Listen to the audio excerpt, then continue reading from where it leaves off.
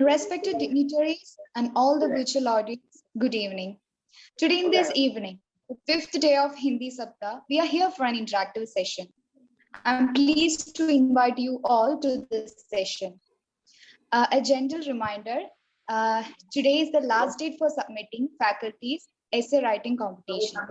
Now I would like to invite Dr. Anuradha Maidam, the faculty in charge of NITA Literary Club for welcome speech. Ma'am, please.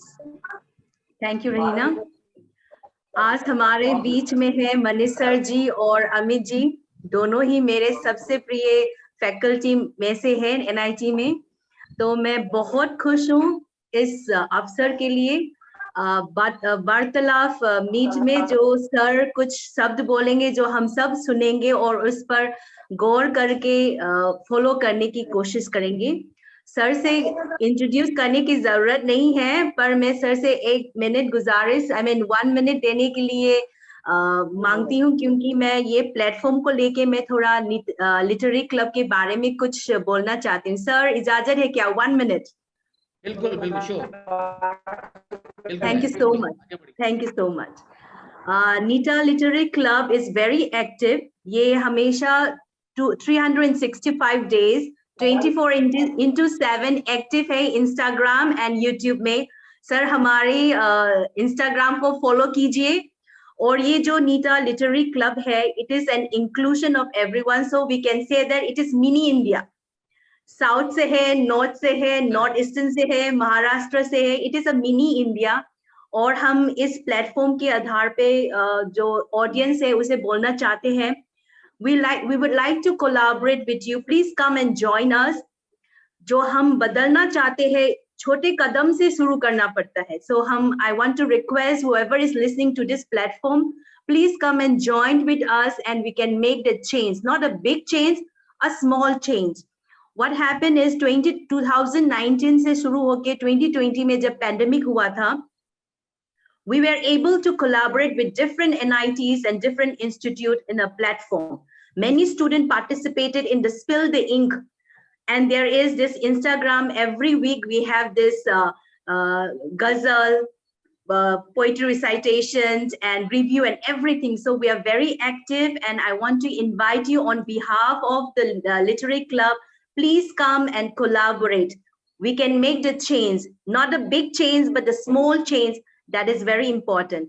With this, मैं Manish sir जी को फिर से स्वागत करती हूँ, अमित जी को स्वागत करती हूँ। May I request Rahina to please briefly introduce our special guest today. Rahina, over to you.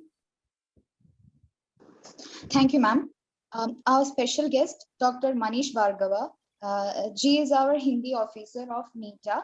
I don't think I need to give a big intro about him because sir was with us from beginning, from the inaugural session to today. So I don't think we need a big intro. But today we have one special guest, Dr. Amit Bikram Chowdhury. Sir is currently working as Assistant Professor, Department of Management, Humanities and Social Sciences. And he's also convener for department, stock, and actively engaged with student activities and club activities.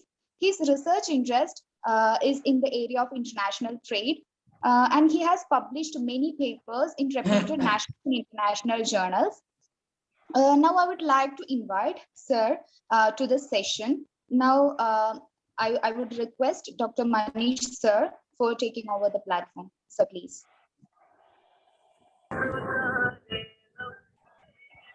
धन्यवाद doctor Anuradha ma'am. Raheena, you rightly बहुत अच्छे से आपने बताया कि मैं पूरे समय जुड़ा रहा, और जुड़ने का एक रीजन ये भी है कि आप लोगों ने जिस मेहनत के साथ इस प्रोग्राम को डिजाइन किया, तैयार किया और चला रहे हैं, और जिस तरह से संचालन हो रहा है और लोगों का इसके अंदर इन्वॉल्वमेंट है, वो वाकई में तारीफ की काबिल है, और उसके लिए प्रशंसा सब लोगों को करनी चाहिए।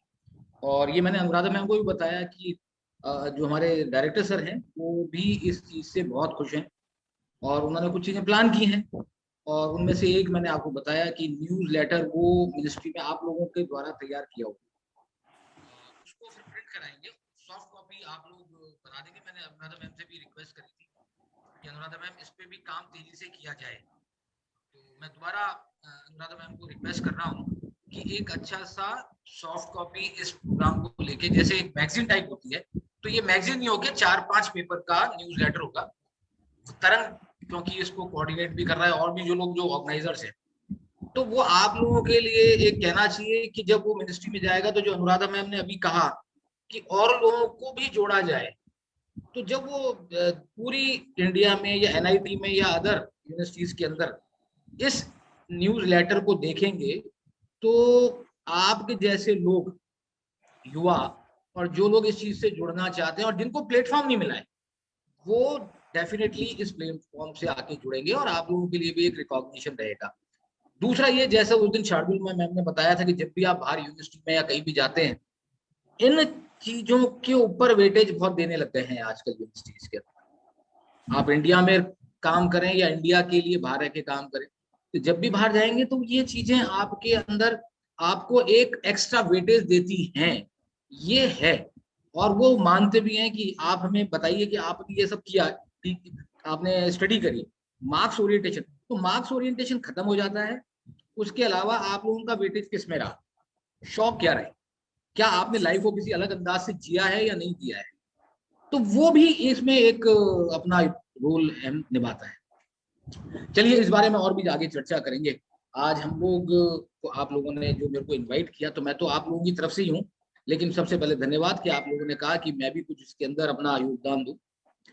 और शुरुआत अपने जो इस सेशन का विषय है कि जीवन और करियर के लिए लक्ष्य का निर्धारण, मैंने खाली करियर के लिए बात नहीं करी, इसके अंदर जीवन का एक लाइफ में भी गोल आपको सेट करने चाहिए और युवाओं के लिए स्पेशली। और कल की बात मैं बताता हूँ, बहुत प्रैक्टिकल अप्रोच थी मेरी। मैं कल, हमारे यहाँ पावर कट था, अनुराधा मैम जानती हैं, और पावर कट होने के बाद क्या हुआ कि दिन में बहुत अच्छा मौसम हुआ, बढ़िया सा बरसात और हवा बड़ी अच्छी आई।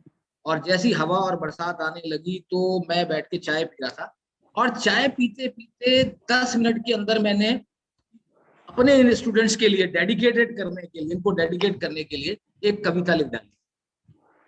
और पता नहीं क्यों यकायक, मतलब यकायक, ऐसे नहीं था कि कोई प्लान्ड नहीं था कि मैं आज लिखूंगा, आइए लिखी जाए, नहीं ऐसे नहीं, बस मैंने देखा और बड़ा अच्छा लग रहा था कि दरवाजा खोलने से, और वो पूरा मैंने खोल के और एक कुर्सी लगा के बैठ गया और चाय हाथ में थी। तो शुरुआत मैं वहीं से कर रहा हूँ, जिसके अंदर एक युवा शक्ति और उसको उस चैनलाइज करने का सार मैंने थोड़ा सा लिखा है। और लिखा क्या है, और ये मान के चलिए, ये आप लोगों की प्रेरणा जो है ये आपके लिटरेरी क्लब से मिली है। और इसी प्लेटफॉर्म पे मैं अपनी पहली स्वरचित, यानी इसके अंदर एक एक शब्द मेरे लिखे हुए हैं, वो सबसे पहले इसी प्लेटफॉर्म पे मैं सुना रहा हूँ।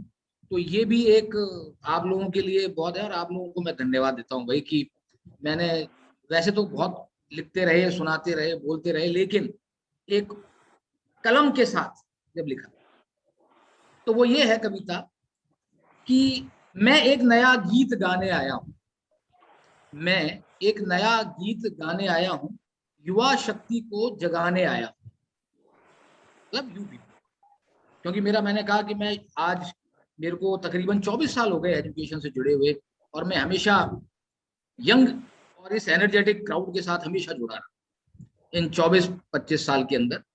तो मैं एक नया गीत गाने आया हूं और युवा शक्ति को जगाने आया। जब भी देखता हूं युवाओं में ऊर्जा का संचार, जब भी देखता हूं युवाओं में ऊर्जा का संचार, यानी फ्लो ऑफ एनर्जी, जब भी देखता हूं, तो उस संचार का मार्ग बताने आया, टू चैनलाइज दैट, उस संचार का मार्ग बताने आया हूं, मैं एक नया गीत गाने आया। अब क्या है कि युवा जो है आज की तारीख में फ्लो में है और एनर्जी भी है, सब कुछ है, लेकिन मेरा मानना ये होता है कि करियर और उसके लिए अपनी पहचान बनाना बहुत इंपॉर्टेंट है, खुद की पहचान, सेल्फ आइडेंटिटी, ये मेरा स्लोगन है। आप अपनी पहचान खुद बने, तो उसमें लिखा है कि युवा जाने अपनी पहचान, युवा जाने अपनी पहचान। और जब पहचान बनेगी तो क्या है कि युवा जाने अपनी पहचान, उस पहचान का सम्मान बताने आया। कि how much respect you will get with it. जो आप अपनी मेहनत से अपना पहचान बनाएंगे तो उसका सम्मान बताने आया हूं। मैं एक नया गीत गाने आया हूं, युवा शक्ति को जगाने आया हूं। अब क्या होता है कि युवा है, युवा पीढ़ी है, आज की तारीख में कॉलेज के युवाओं को डेडिकेट कर रहा हूं, तो भाई साथ में एक प्यार का शब्द इजाद हो जाता है।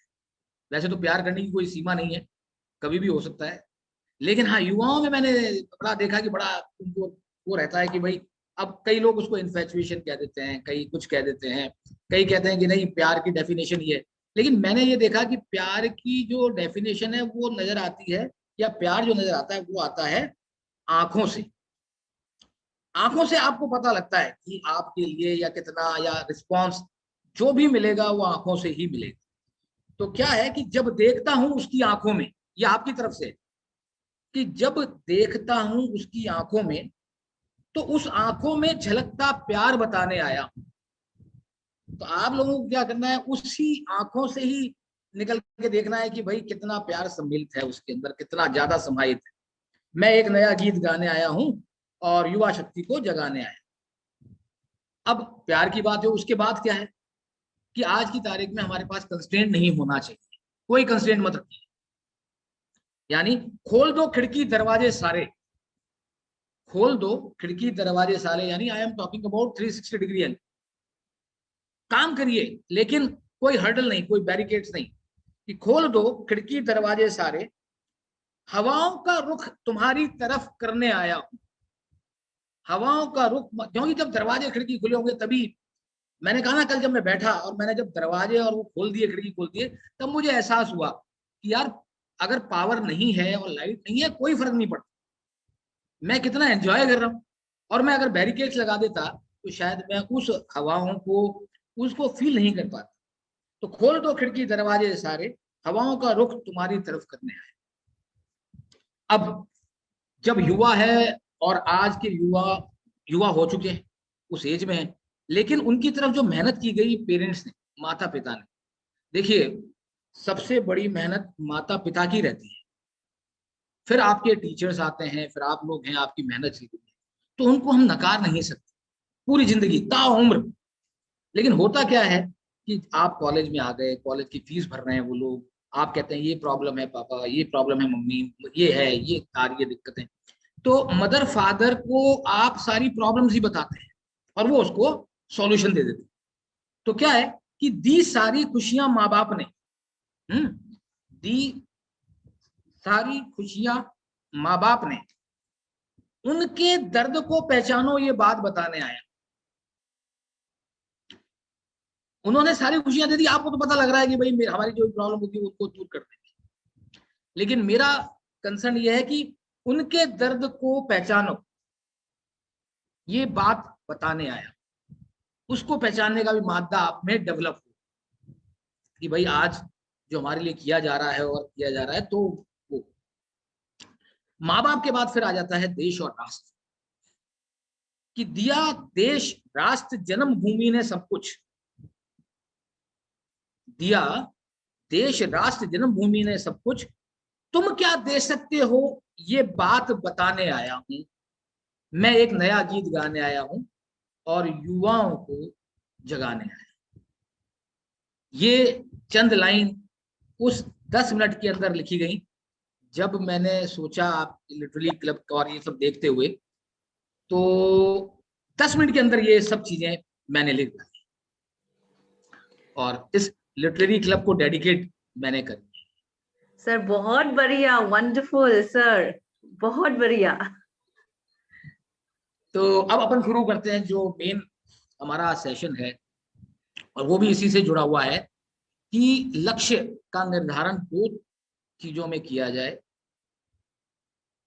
पहला लक्ष्य है जीवन और उसके बाद है आपका करियर। तो स्टार्ट करने से पहले मैं कुछ बताता हूं कि हमारे गोल या लक्ष्य जो होते हैं वो क्या, बहुत जगह लिखा हुआ है, आप लोगों ने पढ़ा भी होगा। तो सबसे पहले मैं आपके करियर जो आप सोचते हैं कि निर्धारण कैसे होना चाहिए, क्या होना चाहिए, उस बारे में थोड़ी चर्चा करते हैं। तो वो कहा जाता है कि लक्ष्य जो भी हो वो स्मार्ट, यानी स्मार्ट। स्मार्ट क्या है हमारे लैंग्वेज में कि स्पेसिफिक होना चाहिए, SMART, स्मार्ट, यानी स्पेसिफिक होना चाहिए। और ऐसा नहीं हो कि स्पेसिफिक नहीं है, मैं कोई भी गोल को चुन लेता हूं और चुन के आगे बढ़ जाता, नहीं, स्पेसिफिक। अब एक छोटा सा एग्जांपल लेते हैं।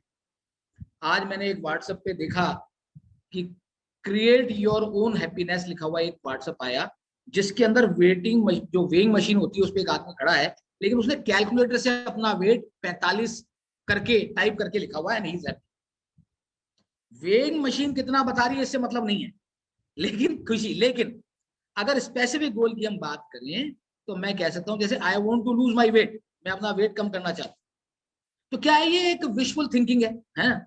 और ये मेरा गोल भी बन गया कि अब मैं क्या करूंगा कि मैं अपना ये वेट 2 किलो 15 दिन 1 महीने में पूरा करूंगा, तो ये स्पेसिफिक होगी। तो जो भी लक्ष्य निर्धारण करें आप, वो एक स्पेसिफिक हो, बहुत ज्यादा बड़ा या ऐसा और विशालकाय बना लीजिए। लेकिन कहते हैं ना कि माइलस्टोन हमेशा लक्ष्य निर्धारण के लिए, कोई भी लक्ष्य आप जाएंगे तो छोटी चीज बताता हूं, जैसे आप यात्रा अपनी शुरू कर रहे हैं और यात्रा शुरू करने के लिए आप चलना शुरू करते हैं, और अगर रास्ते में माइलस्टोन अगर आपको नहीं मिले, माइलस्टोन सब जानते हैं ना, छोटे छोटे पत्थर पे लिखा होता है कि अब वो मंजिल कितनी दूर है। आप अगर यहाँ से अगरतला से हम बात करें, अगरतला से हमको गुवाहाटी जाना है और एक हाईवे हम लेते हैं, और अगर हाईवे हमसे कहा गया कि भाई गुवाहाटी 500 किलोमीटर की दूरी पर है और छोटे छोटे माइलस्टोन के पत्थर उसमें आते हैं, अब वो 480 किलोमीटर है, फिर 450 है, फिर 400 है।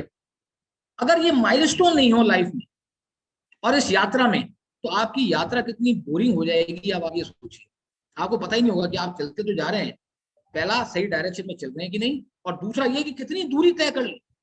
तो वो जो छोटे छोटे गोल जिसे हम माइलस्टोन कह रहे हैं हम कवर करते हैं, तो उन माइलस्टोन को पहचानिए और स्पेसिफिक बनाइए। दूसरा जो है वो है मेजरेबल। स्मार्ट का M, that is called M, measurable. यानी इसको हम ऐसा नहीं हो कि हम मेजर ही नहीं कर पाए और अकम्प्लिश भी नहीं कर पाए। तो क्या होता है, मेजरमेंट जो होता है जिसे हम मेजर कहते हैं, वो एक हमारा मॉनिटरिंग करने का सिस्टम है, प्रोग्रेस है।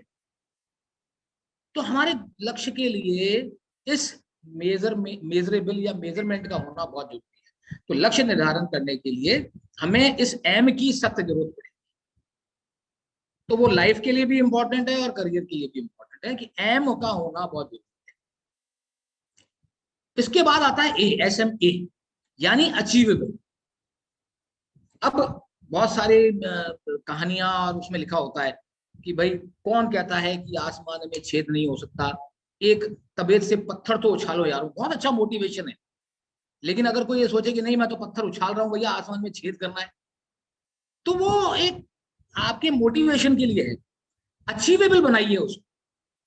पहला छोटे छोटे मैंने बताया माइलस्टोन होने चाहिए, लेकिन उसको मेजर भी किया जाए कि अब इतनी दूरी तय कर ली, अब इतनी दूरी तय कर ली, अब इतने स्टेप चल लिए, इतने हमने अपने समय के साथ, क्योंकि समय है तो मेजरेबल भी है, समय भी है, लेकिन उसको हम अचीव करते जा रहे हैं। तो उसमें क्या होता है, बेंचमार्किंग वर्ड बहुत अच्छे से यूज होता है।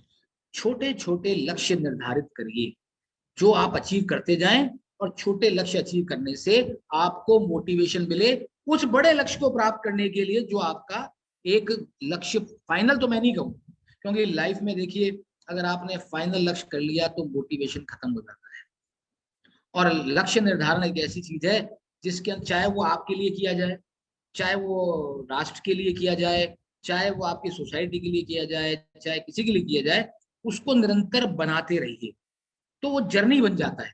तो ये जर्नी है, एक यात्रा है, उस यात्रा पे आपको चलते जाना है और अचीव करते जाना है। लेकिन अचीव ऐसा नहीं हो कि एक मोटिवेशन की बजाय मेरे को मोटिवेशन नहीं मिला और मैं एक डिस्प्रेस होके रह गया, ऐसा अचीवेबल गोल मत बनाइए। इतना बनाइए कि वो अचीवेबल हो, हमें पकड़ में आ जाए।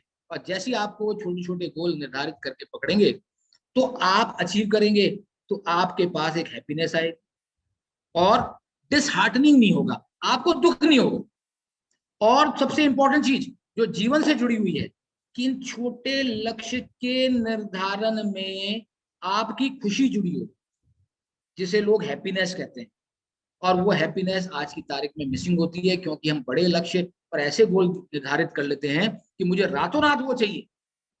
तो आप उन लक्ष्यों को प्राप्ति के लिए इतने आगे नहीं बढ़ पाते और अचीव नहीं कर पाते, तो हैप्पीनेस नहीं। और हैप्पीनेस किसी भी छोटी चीज से प्राप्त की जा सकती है, उसके लिए कोई बड़े गोल की आवश्यकता नहीं है। कल मैंने एक 4 लाइनें कविता की लिखी, मुझे बहुत हैप्पीनेस मिली, आज मैं आपसे शेयर कर पा रहा हूं। कल मैंने अपने एक दोस्त से बात करी, दोस्त से बात करने के बाद एक अलग आनंद महसूस हुआ, मेरे को हैप्पीनेस मिली। तो हैप्पीनेस का गोल हो, चाहे करियर का या लाइफ का, अचीवेबल गोल बना दीजिए। इसके बाद SMA हम लोगों ने पढ़ लिया, R स्मार्ट, R आ गया, वास्तविकता होनी चाहिए, रियलिस्टिक होने चाहिए, वो रियलिस्टिक होना चाहिए। अब मैं ये कहूं कि मेरे को 2 दिन में 30 किलो वेट कम करना है, रियलिस्टिक नहीं है। मेहनत करनी पड़ेगी, आपको मेहनत से जुड़ना पड़ेगा, उसके लिए रास्ता तय करना पड़ेगा। रास्ता बनाने के लिए समय चाहिए, और उस समय को निर्धारित करिए कि नहीं, मेरा लक्ष्य अगर 10 किलो कम करने का है, तो अगर मैं अपने शरीर का ध्यान रखते हुए इस वेट को लूज करने के लिए कितना टाइम निर्धारित करता हूं, हाँ मिनिमम हो सकता है, मैक्सिमम हो सकता है, ये आपके पास चॉइस है। इसमें आप आगे बढ़ सकते हैं कि जो चीज 15 दिन में की जा सकती है, मैं कोशिश करूं कि वो 10 दिन में हो। लेकिन ऐसा नहीं हो कि रातों रात मुझे चीज जाए, 2 दिन के अंदर कम करना, ये मैंने लक्ष्य बना लिया, ऐसा नहीं होगा। रियलिस्टिक अप्रोच होनी चाहिए। तो SMAR। इसके बाद आता है टाइम बाउंड, यानी आपकी स्टार्टिंग डेट और फिनिशिंग डेट तय हो। लेकिन फिनिशिंग डेट में मेरा जो मानना होता है, वो सबसे इंपॉर्टेंट ये है कि फिनिशिंग डेट को फ्लेक्सिबल रखिए। जिसे हम कहते हैं ना, एक इंजीनियरिंग लैंग्वेज में थोड़ा यूज कर रहा हूं, प्लस माइनस टॉलरेंस, कि इतना टॉलरेंस हो कि अगर मुझे 2 दिन 4 दिन 5 दिन ज्यादा भी लग रहे हो तो उसको सहन कर पाऊं। हाँ, लेकिन मैंने गोल तो तय किया 15 दिन का और वो गोल पहुंच गया 6 महीने, तो वो टाइम बाउंड नहीं होगा। तो स्मार्ट गोल जो हम किसे कहते हैं कि हमारा लक्ष्य मस्ट बी स्मार्ट, तो वो स्मार्ट में T जो है वो टाइम बाउंड की परिभाषा को बताता है। साथ में ये भी है, ये मेरा मानना है कि टाइम बाउंड इतना फ्लेक्सिबल हो कि अगर हम अपनी लाइफ को इतना सेट कर रहे हैं गोल के लिए और उसमें डिले, अब जैसे तो अब स्मार्ट गोल हमारे पास बन गए। अब स्मार्ट गोल जब बन गए, या हम चाहते हैं कि स्मार्ट गोल हमारे पास होना चाहिए, तो करियर के लिए और क्या जरूरी है? तो करियर में आपने तय कर लिया, अपना रास्ता तय कर लिया, मंजिल भी तय करी, और मैंने बताया कि ये मंजिल एक बेंचमार्क होगी। लक्ष्य आपको निरंतर बनाने हैं और बढ़ना है, लेकिन लक्ष्य अचीवेबल होते हुए, छोटे छोटे रास्तों से तय करते हुए और छोटी छोटी खुशियों को लेके करना है। लेकिन अब वो हर्डल क्या क्या आएंगी, उनको हमको दूर क्या करना है, अब वो थोड़ा सा एक बार हम डिस्कस करते हैं। एक तो क्या होता है कि हमको मिस्टेक से सीखना है। अभी जैसे ये प्रॉब्लम हुई, ये एक प्रॉब्लम है और या मिस्टेक कोई हुई, तो लेकिन इससे आपको लर्न करना है, इसको ये नहीं मानना कि हमसे ये गलती हो गई, ठीक है। तो उसमें क्या करना है, हमें उस गलतियों से सीखना है। इसके लिए एक मैं छोटी सी कहानी इसके साथ जोड़ देता हूं। आप सब लोगों ने थॉमस एडिसन का नाम सुना ही है। तो हुआ क्या कि थॉमस एडिसन साहब ने तकरीबन 2000 डिफरेंट जो मटेरियल थे, वो लाइट बल्ब के फिलामेंट बनाने के लिए उनके ऊपर रिसर्च करी, ठीक है। और वो 2000 फिलामेंट पे वो सक्सेसफुल नहीं हुए। 2000, अब आप बताइए कि बल्ब बना रहे हैं और वो फिलामेंट जो है वो सक्सेसफुल नहीं हो रहे और उनसे कुछ रिजल्ट नहीं निकल रहा। 2000, जस्ट नोट इट डाउन, इसको नोट करिएगा। तो उनका असिस्टेंट उनके पास आया, बोले सर कुछ नहीं हो पा रहा, सेटिस्फैक्टरी वक्त नहीं है, हम लोगों ने जितना काम किया सब गलत हो गया। एडिसन ने क्या कहा, उन्होंने कहा देखो, इतना लंबा रास्ता तय करने के बाद हमने बहुत कुछ सीख लिया है। क्या सीखा? कि ये 2000 एलिमेंट वो हैं जो एक अच्छा लाइट बल्ब नहीं बना सकते। नाउ सी, उन्होंने उस फेलियर को, उस मिस्टेक्स को कह दीजिए, उससे उस लर्निंग को निकाल के एक नया उसके अंदर कहना चाहिए उसको एक नया डायरेक्शन दे दिया और उसको कह दिया कि we should learn from the mistake, यानी हम गलतियों से सीखें। और वो जो गलतियों से आप सीखेंगे तो आपकी लक्ष्य जब होगा तो आप डिमोटिवेट नहीं होते। फिर क्या होता है, ये हमारा एक नेचर होता है कि जब भी हम आगे बढ़ रहे होते हैं या किसी भी चीज पे चल रहे होते हैं तो हमारे आसपास का एरिया, हमारे जीवन में हम क्या करते हैं, जजमेंटल हो जाते हैं और सोचते नहीं है कि हुआ क्या। तो इसके साथ एक जोड़ के भी एक छोटी सी कहानी है कि साहब एक मतलब ये एक वाकई में सच्ची कहानी है जो मतलब कई बार सुनने में भी आई। और वो भी हुआ कि साहब एक मरीज के अटेंडेंट बहुत तेज चिल्ला रहे थे और चिल्लाते हुए, और वो क्या कह रहे थे कि भाई डॉक्टर को बुलाइए, हमारा पेशेंट मर रहा है, ये मर रहा है, वो मर रहा है। डॉक्टर देखा, थोड़ी देर बाद बड़े हफ्ते दौड़ते हुए डॉक्टर आए और डॉक्टर ने आके कहा भाई आपके बच्चे की हालत खराब है, मैं ले जाता हूँ ऑपरेशन थिएटर में, ठीक करता हूँ। तो उन्होंने पहले तो डॉक्टर को आते ही खूब गालियां दे दी, खूब चिल्लाया, तोड़ फोड़ मचा दी। और ये सब होता है हमारे यहाँ, देखा है ना आप लोगों ने, तो हुआ। अब लाइफ में ऐसी चीजें आएंगी,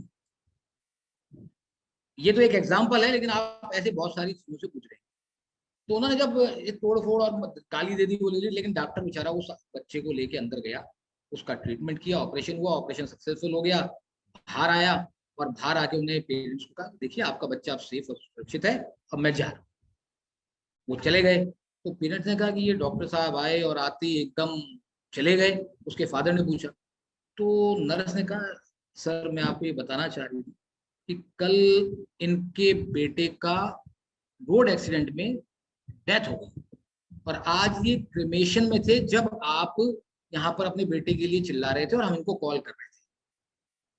और ये अपना काम जो बेसिकली क्रिमेशन का था वो छोड़ के आपके बेटे के लिए आए। यानी कहना क्या है कि भाई आप कभी भी किसी को भी जज मत करिए, बिकॉज आप नहीं जानते कि what we can say in English कि never judge any person because you never know how their life is and what they are going through।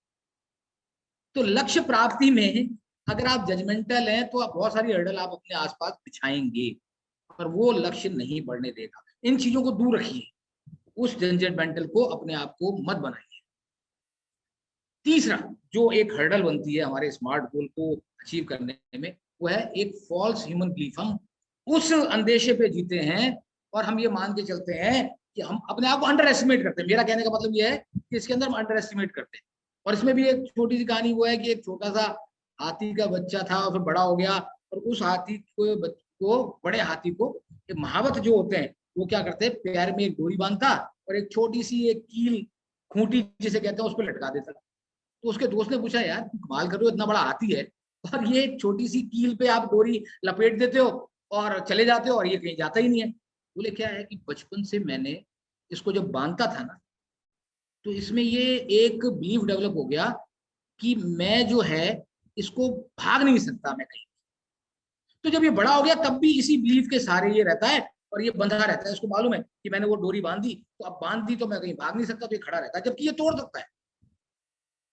तो कहने का मतलब क्या हुआ, ये हमारे बेसिकली एक फॉल्स ह्यूमन बिलीफ है जो हमारे लक्ष्य को प्राप्त करने में रोकते हैं। क्योंकि हमारा जो स्ट्रगल करने की लाइफ है ना वो हमको छोड़नी नहीं चाहिए। अगर आप ये मान के चलेंगे कि failure is a part of this our life, भाई नहीं फेलियर है, तो वो फेलियर जो है वो आपकी लर्निंग का पार्ट है, ये मान लीजिए। उस लक्ष्य को प्राप्त करने का एक पार्ट है, ये मान लीजिए। Because you fail not because you are destinated to fail, लेकिन इसलिए हुए हैं आप fail because there are lesson which you need to learn as you move on with your life. यानी आप अपने जीवन में चलते रहना है, अनबायस नहीं होना है, उन बिलीफ के सारे नहीं जीना है, अपने आप को अंडर एस्टिमेट नहीं करना है। और एक उसके साथ भी एक चीज थी कि भाई एक क्या हुआ कि साधु ने एक बच्चे को बहुत बढ़िया एक हरा रंग का टुकड़ा दे दिया एक गांव वाले को और बोले जाओ इसको बेचो। अब वो गांव वाला जो है वो जगह जगह घूमता रहा और साधु का बोले कि भाई कर्ज भी है, चलो बेच के देखते हैं क्या होता है। एक फल वाले के पास गया, बोले यार ये शीशा है, नीला शीशा, बताओ। बोले अच्छा सुंदर लग रहा है, मैं इसके 1000 रुपए देता हूँ। फिर वो एक बर्तन के बिजनेसमैन, उसके पास गया, उसने कहा यार ये अच्छा लग रहा है, कोई मैं 10,000 देता हूँ। उसके बाद वो एक हीरे के व्यापारी के पास गया, तो उसने कहा भाई ये वो कीमती चीज है जिसको मैं कीमत ही नहीं लगा सकता। तो क्या हुआ कि हम अपने आप को कैसे आंकते हैं, और हम ये मान के चले क्या हम वो हैं जो राय दूसरे जो हैं वो हमारे बारे में बताएंगे। तो हमारी क्या लाइफ बहुत अमूल्य है, ये मैं आपको बता दूं। आप वो कर सकते हो जो आप अपने बारे में सोचते हो। तो कभी भी दूसरे के नेगेटिव कमेंट से अपने लक्ष्य की प्राप्ति में बाधा मत बनने दीजिए, कभी भी नहीं, नेवर एवर। और इसके बाद एक लास्ट, वैसे तो और भी बहुत सारी चीजें हैं, लेकिन मेरा कहना यह है कि बस अपने, जैसे कहते हैं goes around and comes around, ये एक हाइपोथेटिकल है लेकिन सच भी है कि जो भी आप करते हैं अच्छा या बुरा, तो मेरा कहना ये है अच्छा जब करेंगे तो you will get good in return. Always be helpful. तो क्या होगा, वो जो हेल्पफुल करके जो दायरा बनेगा, ठीक है, वो आपके लक्ष्य प्राप्ति के लिए आपको उठाने में कारगर। और ये बहुत सच भी है। आज मैं अकेला चलता रहूं और लोगों को नहीं जोड़ूं अपने लक्ष्य के लिए या अपने साथियों को, और एक टीम जैसे आज ये आप लोग प्रोग्राम कर रहे हैं, तो ये एक एग्जाम्पल है उस टीम स्पिरिट का। और आपका लक्ष्य था इस प्रोग्राम को सक्सेसफुल करना, और ये हो रहा है। इसके पीछे के कारणों को जानिए, तो उसमें आपको कारण ये भी होगा कि आपने लोगों की अच्छी चीजों को जोड़ा, आपने अच्छा सोचा, एक विश्वास के साथ आगे बढ़े, और आपको क्या मिल रहा है, you will get good in return. तो ये what goes around comes around, ये इंग्लिश की एक बेसिकली कहावत है कि what goes around comes around. तो यानी आप you do good, you will get good in return. Always be helpful, हमेशा। दूसरा, और लक्ष्य के लिए व्यवहारिक जीवन में, लाइफ में जरूरी है लव, यूनिटी, केयर, सेटिस्फेक्शन। और ये इन सब से what we can say richer than any comfort money gives. ये कोरोना ने सबको बता दिया है कि अगर हम इन सब चीजों का ध्यान रखेंगे तो कोई भी कठिनाई आएगी, या लक्ष्य प्राप्ति में आपको कठिनाई आएगी, या उसकी तरफ जाने में आपको कुछ भी होगी, लक्ष्य आप प्राप्त कर पाएंगे। ये एक बहुत सारी चीजें हैं कहने के लिए, लेकिन टाइम कंस्ट्रेंट भी है। और मैं चाहूंगा भी कि कुछ चीजें आगे भी कही जाएं, और हम लोग मतलब आगे बढ़ें और इस चीज को करें। इसी के साथ मैं अभी फिलहाल इस सेशन को यहीं पे खत्म करने का कहना चाहिए। I request all of you to finish. Thank you very much. धन्यवाद। Am I Thank you, audible? sir. Yes, sir. Yes, sir. You are audible. Thank you, sir, for your motivational words. Now, I would like to invite Dr. Amit Bikram Chowdhury, sir, for vote of thanks.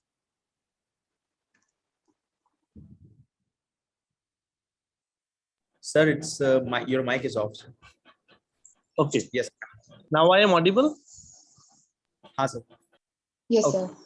Yes. So माननीय Manish sir, Anuradha madam और मेरे प्यारे छात्र छात्राओं, आप लोगों ने मुझे ये अवसर दिया, मैं शुक्रगुजार हूँ आप सबका इस कार्यक्रम से जोड़ने के लिए। तो अभी मैं मनीष सर ने बहुत अच्छी बातें बोली, उन्होंने एक कविता भी सुनाई हम लोगों को। तो इन सारी जो बातें बोली उनमें बहुत सारी चीजों सीखने को मिलता है। जैसे पहला है जीवन का जो लक्ष्य, हम कैसे उसको तैयार करें। इसके लिए patience, dedication, hard work, motivation, इन सारे चीजों की आवश्यकता पड़ती है। और सबसे जरूरी बात जो उन्होंने कही, हैप्पीनेस। आज की जिंदगी में हमको हैप्पीनेस बहुत जरूरी है, क्योंकि हमारे लाइफ में जो भी सिचुएशन आए, जैसा भी हो, हमको हैप्पी रहना है। ठीक है, हमें फ्रस्ट्रेटेड नहीं होना है। वी आर द स्टूडेंट्स, हम विद्यार्थी हैं, हमारे बहुत सारे सपने हैं। उन सपनों को पूरे करने के लिए हम बहुत सारी कोशिशें करते हैं, कभी सफल भी होते, कभी सफल भी नहीं रहते। बट इसके लिए जिंदगी से नाराजगी नहीं चाहिए। देखो भाई, जिंदगी भगवान की देन है, तो उसको हंस के जीना चाहिए। जो भी आपके पास है उसको अच्छे से आप एक्सेप्ट कीजिए। बिसाइड दैट सर ने जो माता पिता का बारे में बोला, जो हम अक्सर भूल जाते हैं, जब भी हम सक्सेस मिलते हैं तो हम समझते हैं हमारा डेडिकेशन है, हमारा हार्ड वर्क है, हमारी फॉर्चुनेट है। ऐसा नहीं है, हमारे माता पिता का एक बहुत बड़ा योगदान रहता है। हमें हमेशा अपने माता पिता के उस दर्द को महसूस करना है, समझना है कि उन्होंने हमें यहाँ तक पहुंचाया है, कितनी तकलीफें, कितनी मुश्किलें उन्होंने लिए होंगे अपनी जिंदगी में हमें यहाँ तक पहुंचाने के लिए। तो हमें हमेशा उनको वो सम्मान देना है, उनको वो प्यार देना है। जो हम लोग अक्सर न्यूज़पेपर में सुनते रहते हैं कि माता पिता वृद्ध आश्रम में चले जाते हैं और जो बच्चे हैं वो कहीं और जाके हंसी खुशी अपनी जिंदगी बिताते हैं, माता पिता की कोई खबर भी नहीं लेते। तो ये नहीं होना चाहिए, क्योंकि माता पिता ने हम लोग को वहां पे पहुंचाया है। तो माता पिता का जो योगदान है हमारी जिंदगी में वो हम कभी नकार नहीं सकते। सर ने राइटली वो चीजें बहुत बार बोली है। और सबसे बड़ी बात, जिस देश से हम जुड़े रहते हैं, जिस देश हमको रोटी कपड़ा मकान दे रहा है, उस देश के लिए भी हमारा कुछ दायित्व होता है कि कैसे उसको पालन किया जाए। तो सर ने बहुत सारी चीजें हम लोगों को बोली है और मुझे भी अच्छा लगा ये सुन के। और मैं अगेन आप सबको कॉन्ग्रेचुलेशन जनाता हूँ कि आप लोगों ने ये प्रोग्राम इस प्लेटफॉर्म में इतने अच्छे से उसको किया है। और अनुराधा मैडम ने जो बोला है कि बहुत सारे लोग और भी जुड़े उससे, जितने लोग जुड़ेंगे उतने आइडियाज आएंगे, नए नए चीजें निकल के आएंगे, तो उस हिसाब से हम इम्प्लीमेंट कर सकते हैं। शुक्रिया, thank you everyone, that is from my and. Thank you, sir.